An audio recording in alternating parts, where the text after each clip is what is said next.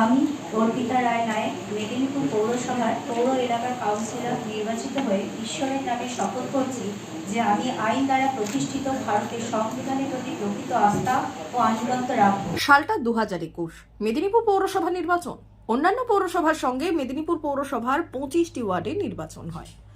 এই পৌরসভার এক অন্যতম ওয়ার্ড হলো 13 নম্বর ওয়ার্ড, যা আগে 14 নম্বর ওয়ার্ড নামে পরিচিত ছিল। এই ওয়ার্ডের কাউন্সিলর ছিলেন দীর্ঘদিনেরই নির্দল কাউন্সিলর বিশ্বেশ্বর নায়ক। 2021-এর পৌরসভা নির্বাচনে এই ওয়ার্ড মহিলা হয়ে যাওয়ায় এই ওয়ার্ডের কাউন্সিলর প্রার্থী হিসেবে তিনি দাঁড় করিয়েছেন তার স্ত্রী অর্পিতা রায় নায়ককে। শিক্ষিত, ভদ্র, সুশীল এই অর্পিতা রায় নায়কের নাম প্রথম তালিকায় প্রকাশিত হলেও দ্বিতীয় তালিকায় তৃণমূলের একাংশের বিরোধের জেরে কেটে বাদ চলে যায়। তার জায়গায় তৃণমূলের আরেক গোষ্ঠীর ক্যান্ডিডেটের নাম প্রকাশিত হয় এই ওয়ার্ড থেকে। এরই সঙ্গে নির্দল কাউন্সিলর তথা বিশ্বেশ্বর নায়ককে জানানো হয় যেন সেও তাকেই সমর্থন করেন। কিন্তু নিজের মান সম্মান অভিজাত্য এবং ওয়ার্ডবাসীদের সম্মান রক্ষা করতে শেষ পর্যন্ত লড়াই করেও শাসক তালিকায় নিজের স্ত্রীর নাম তোলাতে পারেননি। অবশেষে ঠিক করেন তিনি তার স্ত্রীকে নির্দল হয়েই লড়াবেন। নমিনেশন করা মাত্রই একদিকে পুলিশ প্রশাসন, শাসক দল থেকে হুমকি, অন্যদিকে ওয়ার্ডে নিজের আত্মীয় স্বজন মানুষেরা তার বিরুদ্ধে চলে যায়। ভোটের দিন লড়াই আরও কঠিন হয়।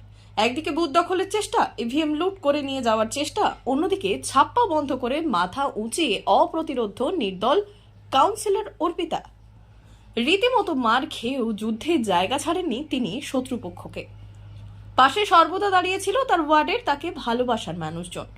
অবশেষে ভোট গণনার দিন দেখা যায় সবার সমীক্ষাকে পরাস্ত করে তিনি শাসক দলের প্রার্থীকে হারিয়ে জয়ী হয়েছেন 419 ভোটে। প্রসঙ্গত উল্লেখ্য, এই 25টি ওয়ার্ডের তৃণমূল 20টাতে দখল করলেও নির্দল কাউন্সিলরের ওয়ার্ড কিছুতেই দখলে আনতে পারেননি তারা। ফলে নিজেদের মান সম্মান বাঁচাতে তারা দূরত্ব বজায় রেখেছিলেন। এরই সঙ্গে অর্পিতা রায় নায়কের স্বামীকে 6 মাসের জন্য দল থেকে বহিষ্কার করে তৃণমূল। কিন্তু সেই অর্পিতা রায় নায়ক রীতিমতো পৌরসভা নির্বাচনে জয়ী হয়ে পৌর কাউন্সিলরের দায়িত্ব নিয়ে এলাকার মানুষের মন জয় করে ফেলে। সেই ঘটনায় খুশি হয়ে অবশেষে তাকে ফের দলে টেনে নিল শাসক দল তৃণমূল।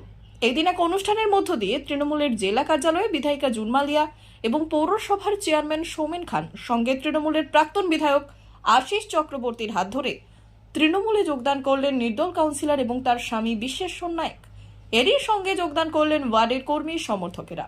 মনোনীত প্রার্থী জুনমালিয়াকে তারা বিপুল ভোটের জয়ের জন্য লড়াই এবং সংগ্রাম করবেন।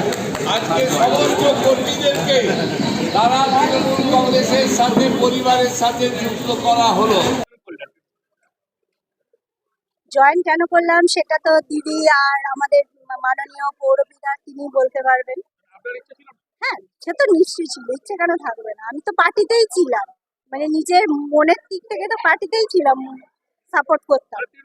আসলে ওয়ার্ডবাসী আমাকে দাঁড়িয়েছিল, ওরাই আমাকে জিতিয়ে ওখান থেকে প্রার্থী হিসাবে নির্বাচন করে জিতিয়ে বার করেছে। এটা ওয়ার্ডবাসী ক্রেডিট। 14 নম্বর ওয়ার্ডে আমরা সকলেই জানতাম যে ইন্ডিপেন্ডেন্ট ক্যান্ডিডেট হয়ে দাঁড়িয়েছিলেন অর্পিতা নায়ক। তিনি আমাদের উইনিং কাউন্সিলর 14 নম্বর ওয়ার্ডের। আজকে তিনি এবং তার স্বামী বিশ্বেশ্বর নায়ক দুজনে জয়। D news, Medinipur.